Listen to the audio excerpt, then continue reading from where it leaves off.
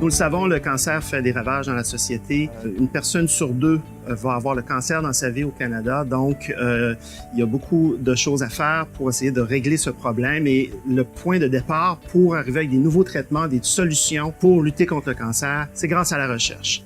Grâce au défi Canderel, nos équipes de recherche, ici à l'Institut Cancer de Montréal, nous pouvons recruter, grâce à ces fonds, des gens de très grande qualité, nos professionnels de recherche, nos étudiants. Nous pouvons effectuer des projets de recherche qui sont quand même assez coûteux parce qu'on est dans la haute technologie, on veut être les plus efficaces possibles. Juste pour donner un exemple, on s'est procuré récemment un appareil qui nous permet de prendre des cellules immunitaires et de les purifier et de les donner aux patients dans une thérapie cellulaire. Bien, cet appareil-là coûte $1,5 million. Et sans cet appareil-là, on peut difficilement être à la fine pointe de la technologie et de pouvoir aller de l'avant avec des nouvelles thérapies. Donc, c'est ce que le défi Canderel, entre autres, nous aide à faire.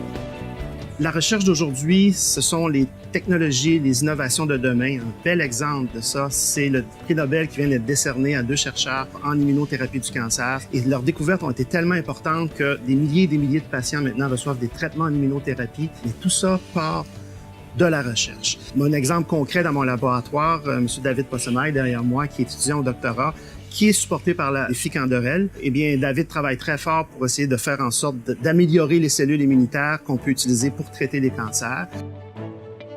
Grâce au défi Canderel, ça me permet de pouvoir effectuer ma recherche, d'effectuer mon doctorat au sein du laboratoire de Régent-Lapointe, de développer de nouvelles thérapies pour améliorer l'efficacité des cellules immunitaires que l'on utilise pour traiter les patients qui ont le cancer. David est un exemple. Il y a des dizaines et des dizaines d'étudiants et de personnes qui sont supportés par le défi Canderel.